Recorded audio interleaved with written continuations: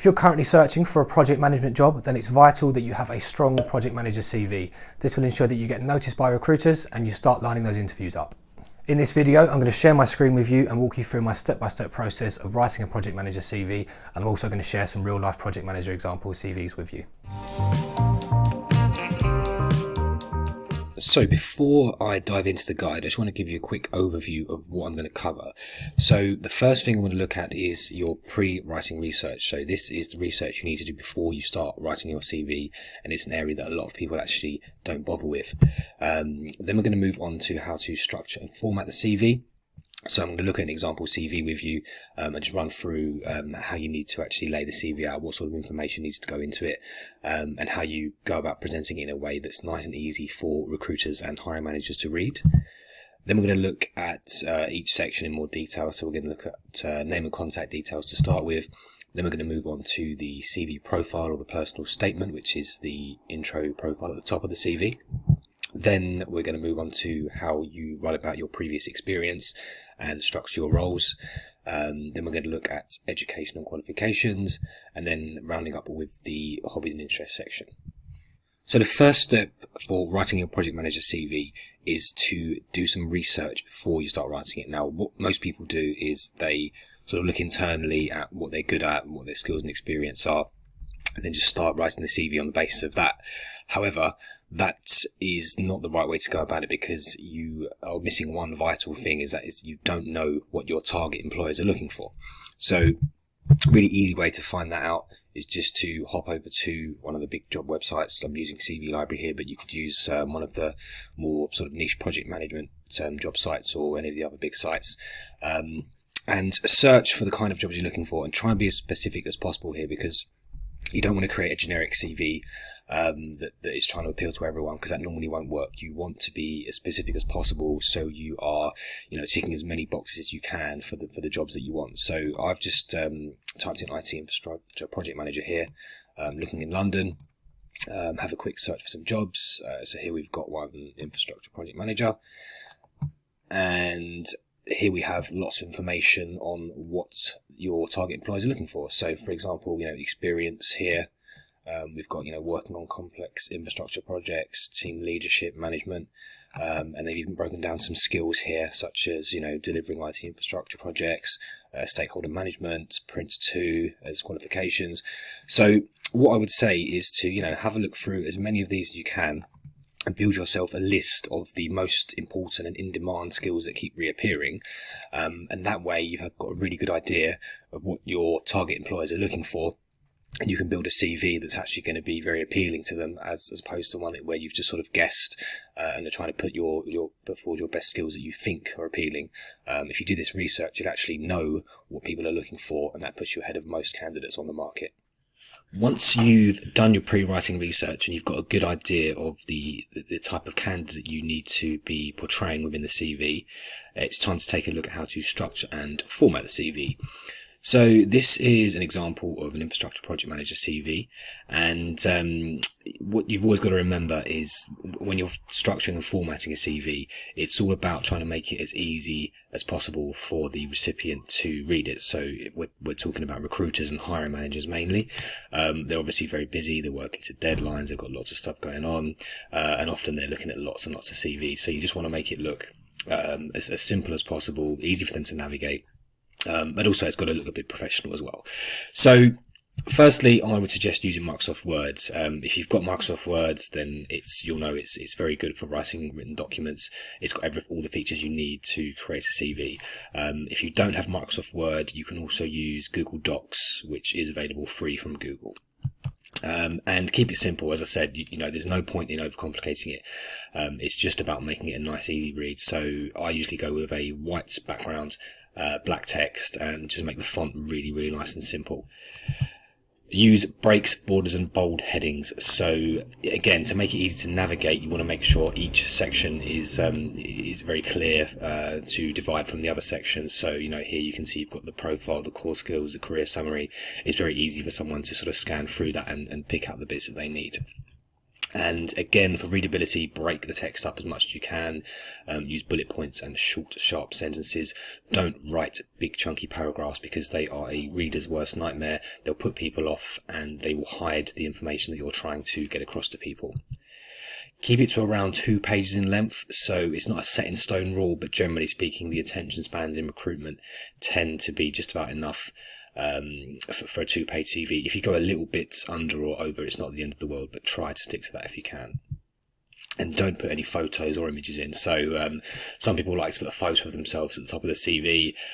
That's not going to have any effect on a hiring decision, so just don't do it. It wastes space. There's just no need for it. Once you've got a general format for the CV, then it's time to start thinking about how you're going to structure it, how you're going to lay it out, what information you're going to include, and in what order. So generally speaking, you want to put it in a logical order, and think about when a recruiter opens up the CV, what do they want to see first of all, and then how they will then want to read down the page. So kick things off with your name and contact details at the top. I'm just going to give an overview of all the sections, so I'm going to go into each one in a bit more detail. So start with name and contact details, and then underneath that you want your profile or your personal statement, which is sort of your introductory paragraph, which is designed to try and get the attention of the people opening up your CV and encouraging them to read on. And then once you've done your profile, you'll then want to go into your work experience and your previous roles. Now, if you're an experienced project manager, obviously you want to lead with that.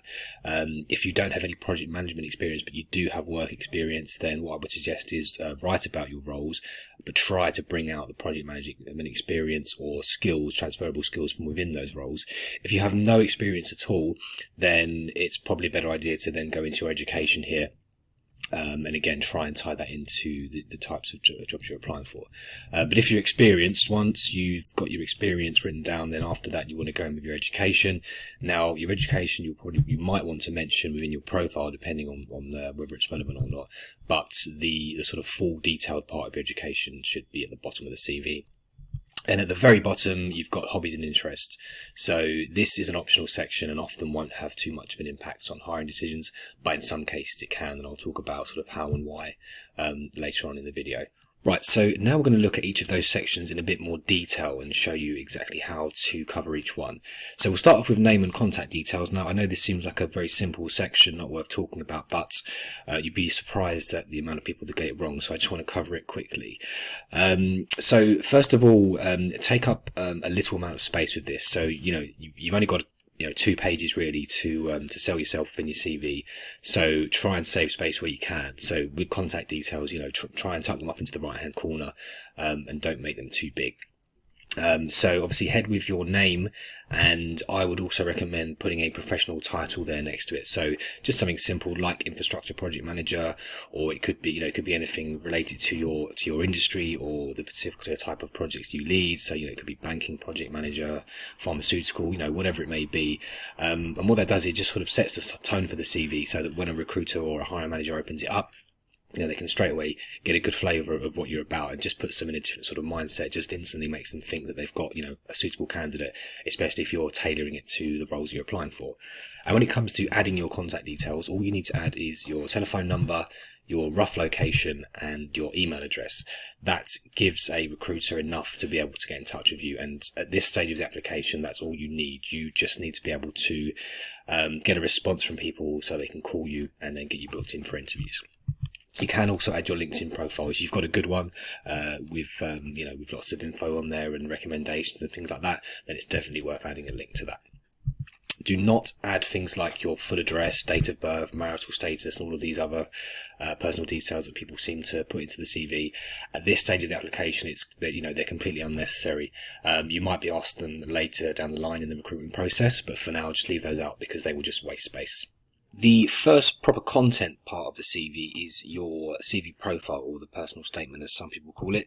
This is the introductory paragraph that sits at the top of the CV, and its aim really is to grip people's attention when they open up the CV. So if you think about a recruiter going through, hundreds of CVs every week, this is the point where they open up the CV and you've got to make sure they stick to the CV and they read the rest of it so that they will then go on to call you in for an interview. So a few tips for writing your profile. First of all, keep it short and sharp and provide a high level summary. So if you sort of think about this as your introduction to somebody, you've got a few seconds to kind of to get their attention. So, just make it brief, keep it high level, save the detail for later on in the CV.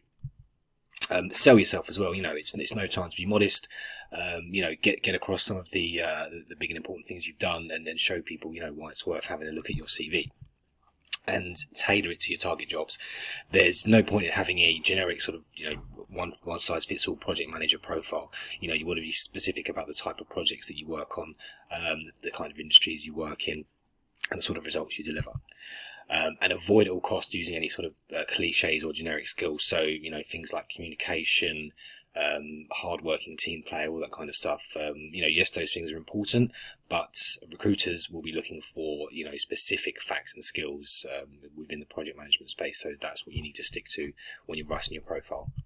As a project manager, there are certain things that you really need to include within your CV profile. So what I would recommend including are the type of projects you lead firstly. So, maybe you are a specialist in finance projects, finance transformation, or maybe it's HR transformation, maybe it's construction, IT change projects, whatever it is, that's a really crucial factor that recruiters and hiring managers look for. So that needs to be in the profile.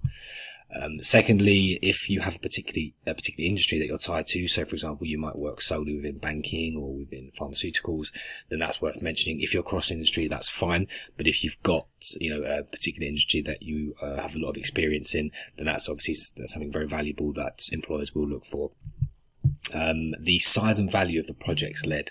So, perhaps you've worked on small niche projects, or maybe you've worked on, huge multi-million-pound projects. Try and give some idea of the sort of size and scale of the projects that you do work on and that you can confidently carry out. Methodologies or tools. So, Prince2 is obviously a big one, but there are lots of project management qualifications and methodologies out there, and often they are sought after, so it's definitely worth mentioning them at the top of the CV. And also some of your core project management skills. So obviously there are lots out there, anything from, project planning, scheduling, stakeholder management, budget management. But what I would say is be picky with the ones that you put in there. Because when you're applying for roles, as I said before, if you've done your research, you will know that there are certain skills that are more in demand than others within your niche. So you should try to find out what those are and include those in the profile. And again, avoid cliches, and I said it before, but really try to keep them out. If no one needs to know that you're hardworking, good communicator, that kind of thing.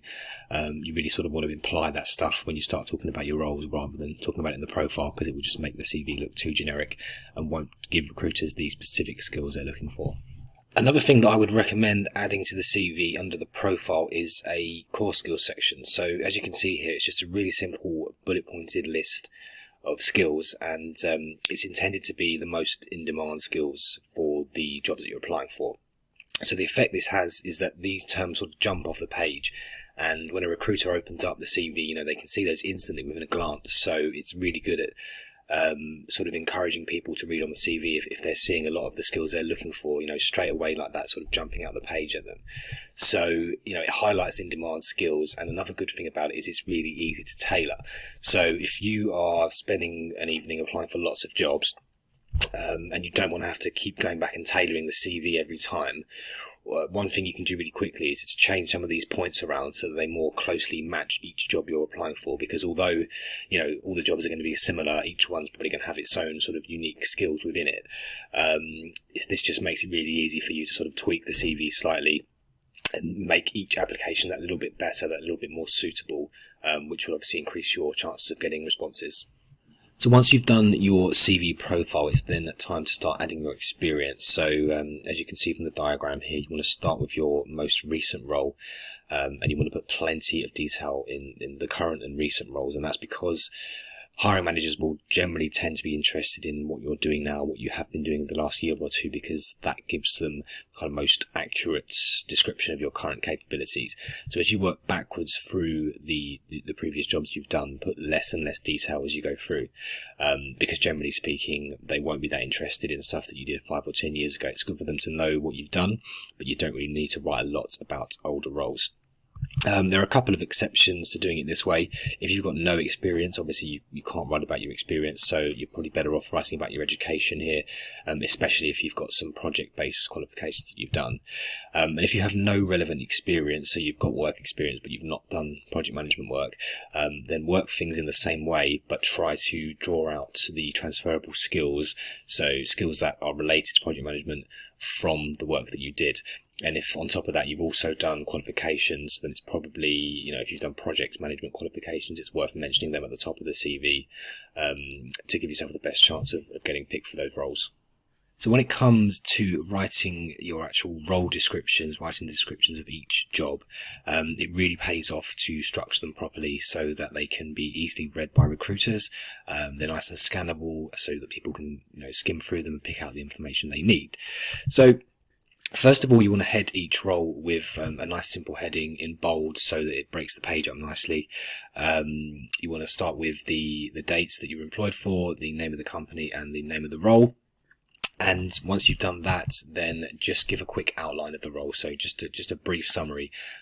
So, talk about the company you worked for, the size of the team there or the project or whatever it might have been, just to give a nice overview.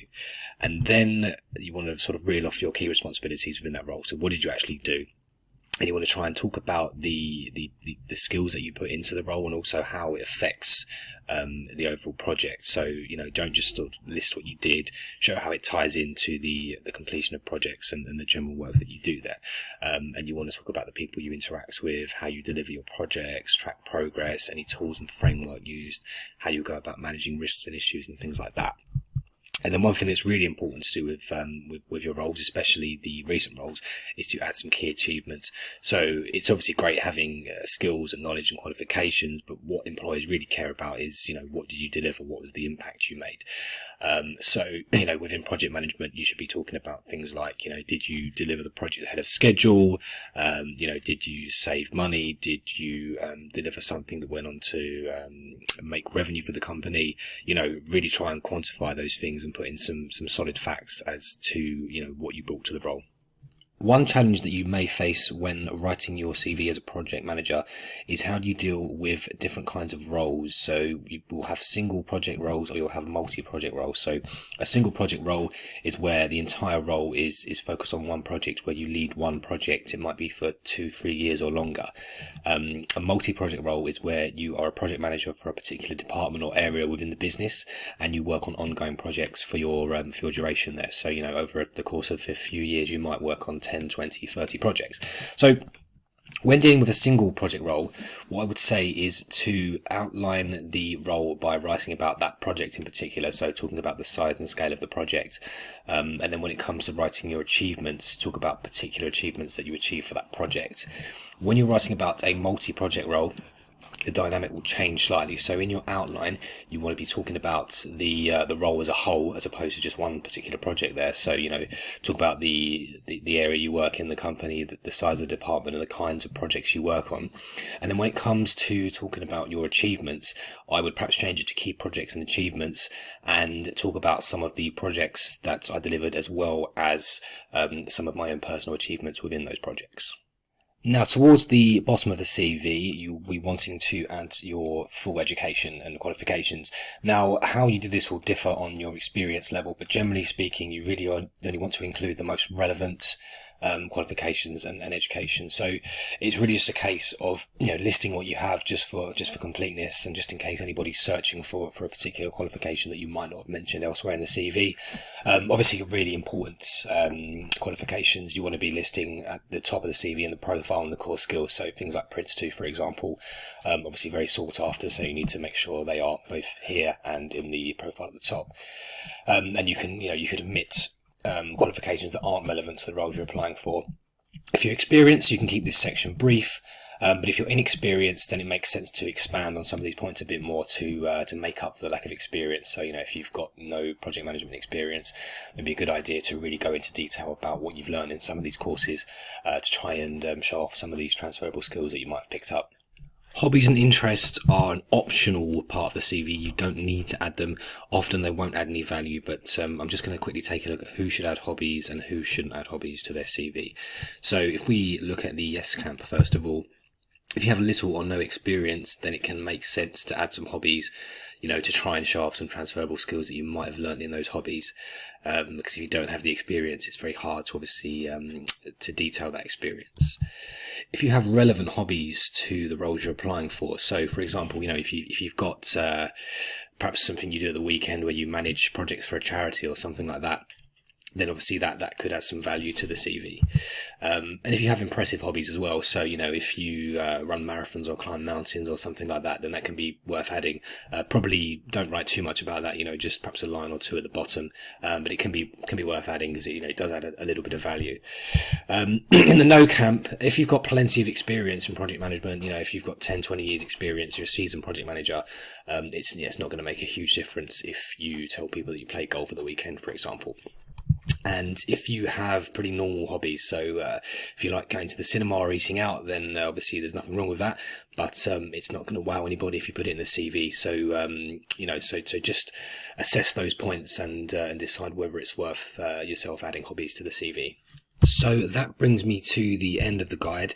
Once you've written your CV, do not forget to proofread it. You don't want to go to all the trouble of writing a CV, putting hours into writing it and then be let down by a few sloppy typos or grammar errors. So read it through a few times, make sure that it makes sense and that everything in there is supposed to be there. If you want some more help on this subject, then you can obviously head over to our website, standoutcv.com, where we've got lots of example CVs there, in particular the project manager CV example, which I've put the URL on the screen here, and I'll also put it in the description so you can link straight through to it. And also we've got a lot more videos on the channel, more sort of generic CV help videos and job search advice videos.